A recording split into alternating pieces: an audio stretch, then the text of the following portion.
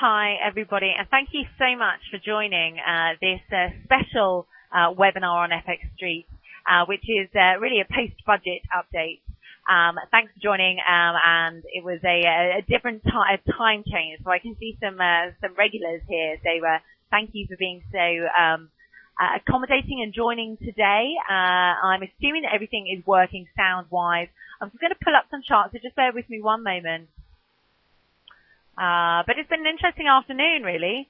Certainly on the kind of the more macro front, and we're gonna look at that now.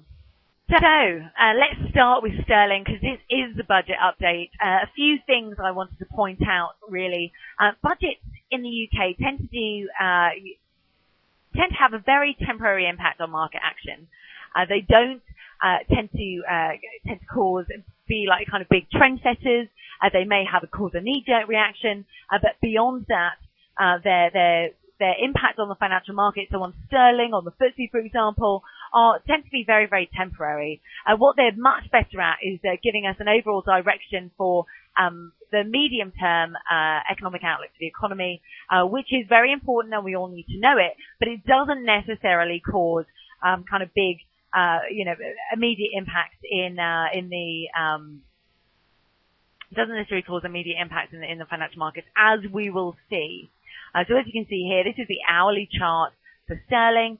Hasn't really had too much of an impact. It fell off as we moved towards the budget, which occurred at 12:30 GMT. But there were some other reasons for that. But now I'm just going to go back to the budget and give you the headline of the kind of the real headlines of what went on. By and large, the big headline, the major headlines, I'm going to split it into two bits: growth and then kind of tax and spend. On the growth front, we saw a couple of things. Growth this year was revised higher to 0.8% from 0.7%. So that's positive, right? Still from a very low level. 0.8% is still considered lackluster growth, but it does suggest that the UK is not going to go back into recession, which is a positive thing at this stage. So the Office of Budget Responsibility was optimistic enough to be able to raise growth, even though we did see a contraction of growth in the fourth quarter of last year. So that's a positive thing, right? On the other side of the growth, we also had a slight downward revision to growth for 2013, 2%. Some people in the market, including myself, think that's actually too optimistic. And going forward, the OBR will actually revise that even lower. So that was the one thing that did really ring true for me in the budget. Other than that, we had expected a very large decrease in borrowing for the fiscal year 2011 to 2012.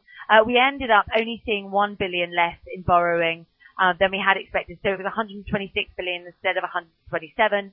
The main reason for that was those dismal public spending figures that we got for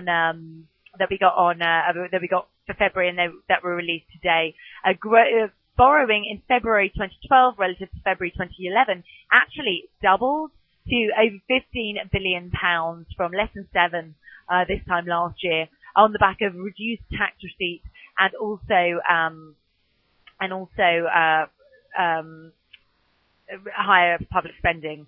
So that really just served to prove, yes, growth may be good. Yes, the Chancellor did highlight that UK is in line for some. The UK is on target to reach its deficit cutting forecast for 2014 to 2015, but there's so many challenges ahead, and the UK can get blown off course so easily. Hence why we saw this fall. This fall was really triggered by that 9:30 data based on the public spending front, borrowing front, but also from the minutes from the Bank of England's meeting earlier this month. It showed that 2 members voted for more QE. Now, they were voted down because the majority wanted to remain on hold, but the market wasn't expecting those 2 to vote for more QE. So it was a bit more dovish than the market had expected. Hence these big falls, so this kind of 50 pip fall in sterling. But as you can see, it did find its feet there. So, on terms of the tax and spend, the main thing to point out was that change in the corporation tax rate. So it was cut by an extra 1% to 24%. Positive for growth, right? Pro-growth should be good for sterling. Good for stocks and sentiment generally to UK assets. But then on the other hand, we also had that cut to income tax, the top rate of earners, That should be positive as well, except that it's not going to kick in until April 2013, so it will have no impact on the markets right now. Added to that, we also got that millionaires tax, so that tax on mansion tax, or 7% stamp duty. So any of those of you looking to sell your £2 million or above houses, get it done by 6 p.m. tonight. Otherwise you'll be in for 7% stamp duty, which is pretty hefty. That's expected to raise close to $1 billion over the next couple of years. So in terms of that was obviously always going to be an attractive target. There wasn't that pensions raid that some had expected. As those who follow me and other stuff that I did write for other media will have said that there was a chance that may happen. That didn't happen. That's going to happen at some stage, I believe. But anyway, we'll leave it there. So as you can see now, this is the hourly chart with sterling. Such a muted reaction, right? Very much range bound. In fact, what we did see, let me just go into the euro here. I just want to show you something else. Directly after the budget, we had Bernanke speaking in the US. He was testifying along with US Treasury Secretary Geithner to US authorities on the Eurozone debt crisis. Funnily enough, it wasn't anything that he mentioned about Europe that caused the euro to fall so sharply. It was actually what he mentioned about oil prices and the threat to inflation in the US. That essentially, oil prices where they are going to be inflationary. So someone's asked a really pertinent question. Why is a high CPI rate good for currencies? Well, it's not. But what a rising inflation pressure in the US means that it's less likely that the Fed will do more QE. So now, those of you who've joined this for a long time, that Fed and QE is generally negative for the dollar. When you eradicate that because there's too much inflation pressure out there for the Fed to even think about doing more QE, then that should be dollar positive. So that's kind of why we sometimes talk about, why that CPI talk actually caused the dollar to do a bit of a rebound today. The euro dollar fell off very, very sharply. Again, it's been down quite sharply today. I'll just get the exact, bear with me there for a moment. So it was as high as 132.80, and it's been as low as 131.80. So about 100 pip move today. So, really does show, the fact that there's been some kind of weakness there. So this is what is I think very important, and what I'm looking at right now are these ranges. So for all of you guys who are trading in a shorter term basis, they'll be trading for the rest of today, maybe in tomorrow, maybe into Friday.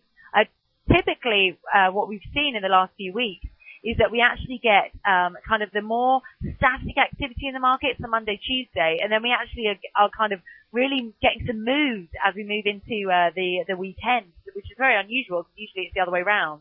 But actually, what we're seeing is Fridays. And Thursdays and Fridays could be where there's been big moves, certainly the last couple of weeks. Now that doesn't mean there's going to be that this week. As you can see, we've not been, that we've got some key levels that we are going to be watching out for. 133, so just below 133 on the upside for the euro.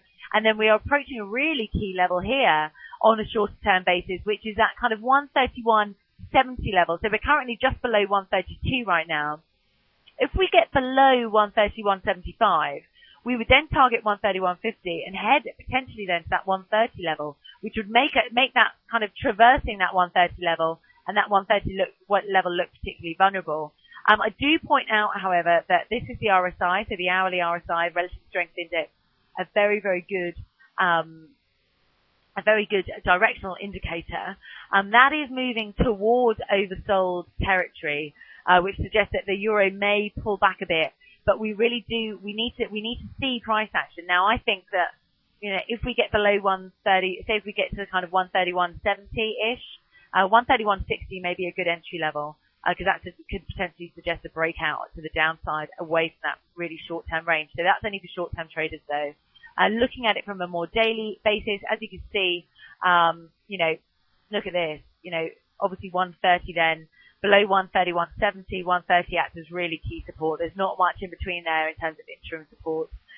So we are watching that. If not, so if we manage to bounce off this 131.70 level, then we think that we'll go into tomorrow certainly stuck in this range with gains capped at 133. Now let's take a look at sterling just to point out those levels to you as well. Because obviously, this is the budget webinar. So as you can see, really, really similar chart pattern there, but sterling has been the lead here. Now sterling fell first today and it has come back a bit, so that suggests that euro may actually may actually bounce off that 130-170 level. So I'm just pointing this out, that sterling has been a big mover today, but it's also been a lead mover. And the fact that it's held at support here at this kind of 158.25 zone, didn't get below, kind of duck its head towards 158, didn't like it, came back up. That 100-hour moving average is holding as support. Let me just get rid of that line. Apologies. It's holding as support right now. You can see it here. That comes in at kind of 158.35. That held fairly good support. It was kind of a false break below there. The next resistance was 158.70 towards that high of 159. However, on a daily chart, if we just break above there, above 159, there isn't that much headway we can make. So I am looking at the pound as a bit of a lead indicator and expect the euro to follow, because as I said, to me, this is very much a dollar move. Dollar strength was reflected in the pound first, it then affected the euro, because obviously kind of fractal markets and all of that jazz. And what we're seeing is kind of a pullback and a bouncing on support, and this is being reflected in the RSI as well. So it does suggest that we could go up and retest that range. But right now, even though we've had the UK budget, even though we've had the terrible public sector spending data and those minutes today, the pound is really not being moved by domestic factors. It's going to move in line with market sentiment, and as we head towards the end of or towards the end of the session, the middle of the week, things are starting to look indecisive still. So again, as I said, watch out at 158.70 above there, opens the way to 159, 159.50 potentially. The other thing I want to show you is dollar yen, because the yen has actually, as the dollar has been kind of jostled around, the yen has come off today. It was as high as 84. Again, yet again, it rejected that level. That's a bit of a double top here, as you can see, in dollar yen. A bit worrying, but I still think that theme of yen weakness is very much on board. Dollar yen has been where we've kind of seen, we are very much stuck in a range in dollar yen. Kind of between that kind of 83.30 level and 84 on the top side. We are testing support right now at 83.55-ish. Again, the RSI here, so that directional indicator, kind of leveled off a little bit after following through that weakness, but that kind of dollar weakness is being felt not only in the pound but also in the yen as well. So it will be interesting. We do think that euro dollar could potentially bounce back. This is another signal. It does suggest, the fact that, we've rejected 84 now 3 times this week. People have said, are you still very negative yen? Yes, I am. I don't see anything to kind of get us out of there. All I see, if anything, is that the dollar yen, movement to dollar yen, is really highlighting the fact that we're kind of in wait and see mode. The markets are just taking their time a little bit. We haven't seen that follow through in yields, in US yields. I will show you the yields, because I haven't actually seen it myself since Bernanke was talking. So let's take a look at that. So I've just cut you off a little bit with the chart, but just bear with me 1 moment.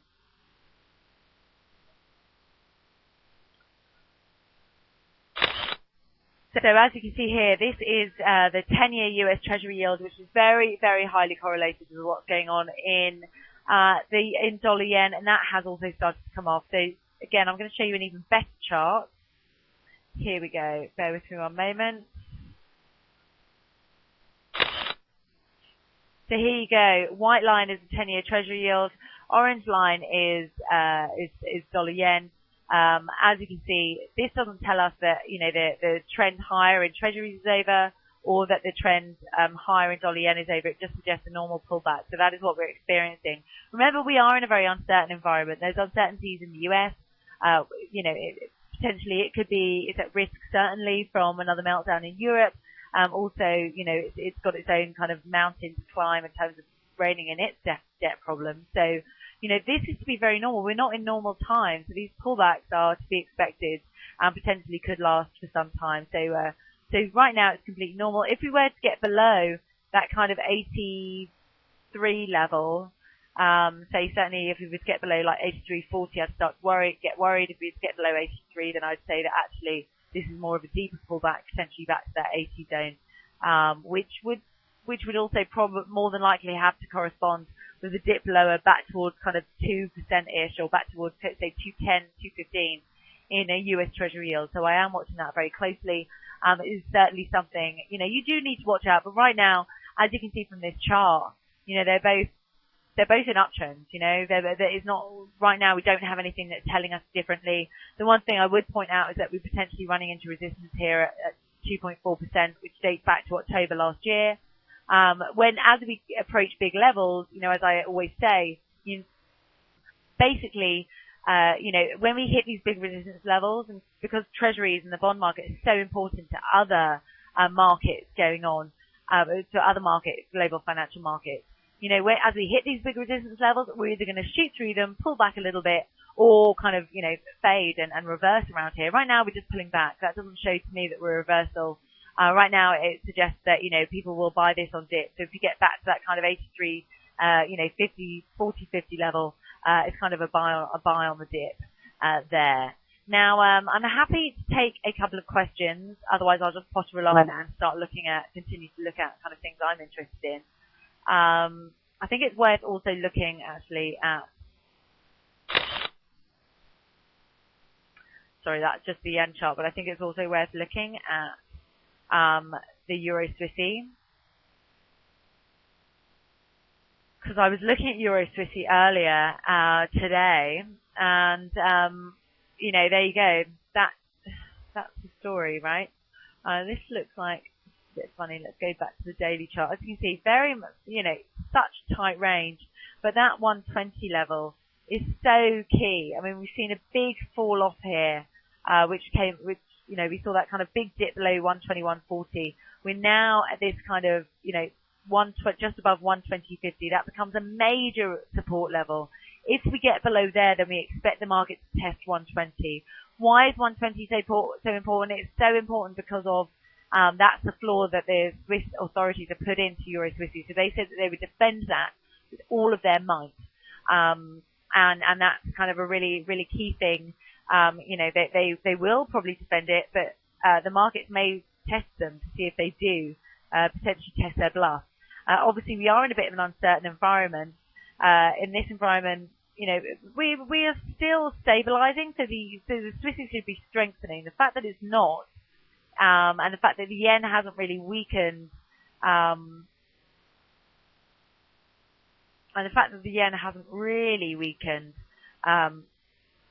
or has stalled all the weakening is a bit worrying to me. And because of that, I want to show you a couple of other things. Obviously, some people have gone on about stocks. Let's take a look at stocks right now. Just bear with me one moment. I'm just pulling them up. I'm going to look at some of the key indicators, and then I'm going to look at some of the technical issues for stocks. So here we go. If I just zoom in on here, you should be able to see that better. Here we go. This is the Dow Jones and the Transport Index. So the Dow Jones is the white line. The Transport Index, which is the lead indicator, is the orange zone. At the moment, they're both kind of moving in tandem. Obviously, the Transport Index is a lead indicator. It's very important because it kind of reflects the strength of an economy. If it's kind of, if goods are being transported around the economy very quickly, that suggests that growth will pick up. So the stock market should move higher. We've seen that big move higher from September last year, which has coincided with that pickup in growth, and coincided with that move higher in the Dow as well. So it is interesting, the Dow Transport Index, and we are keeping an eye on it. Right now, it doesn't tell us anything different. However, I do want to also show you the S&P just on a kind of more technical level. Bear with me one moment. This is a 5-year S&P contract. The one thing we would say is that yes, the move higher. 5-year S&P 500 chart. Yes, we've seen a move higher, but look at that. Compared to in the past, volume has been very low and has continued to be low. So that's the first thing that's slightly worrying. The second thing is that we've seen the 200-day moving average, which is the longer-term moving average, kind of really flatline. It hasn't done too much. Obviously, the shorter-term moving averages are moving higher. That suggests that we could be in for another another leg higher in the short term. But in maybe the longer term, this rally may not be extended to that kind of 1600 zone or kind of 1500 zone that some people have been talking about. And that actually the second quarter is going to be more difficult for stocks than the first. There are a couple of reasons for this. Number one, the stocks have moved really high already, so it could potentially be a period of, very normal kind of period of profit taking. The other thing is the fact that there's a lot of uncertainty out there, and there's still the Eurozone crisis is still hasn't been resolved, and that we know there's a very high, what goes on in Europe can have a huge ramifications for stocks. So any type of blow up, we also have elections coming up in Europe, in both France and Greece. Any signs of kind of negativity stemming from them, and we would expect the stock market to come off quite sharply. So there's just a couple of warning signs embedded just in this chart.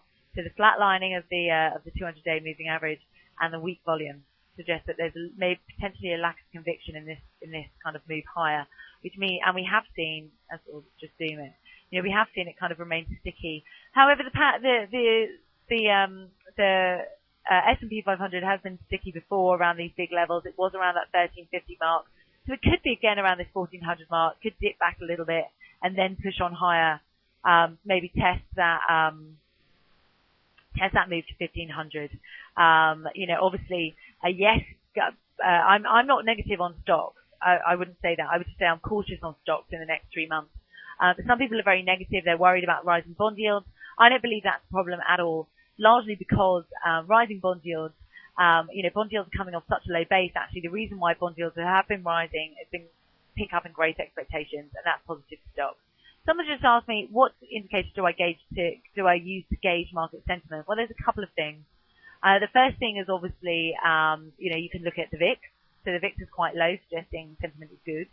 The second thing you look at is volume. Usually if you see a big push high, you need to see high volumes to suggest that commitment from the market is in there. So the market is really convinced that there's going to be another move higher, and a lot of people are piling in above these big levels. The fact that we haven't seen that, and actually volume has started to drop off, is a bit worrying, because it may suggest that there's not the conviction for investors to kind of propel this move higher, and what we might see is a pullback to this 1400 level, potentially down to that 1350 prior high. So that's just something to watch.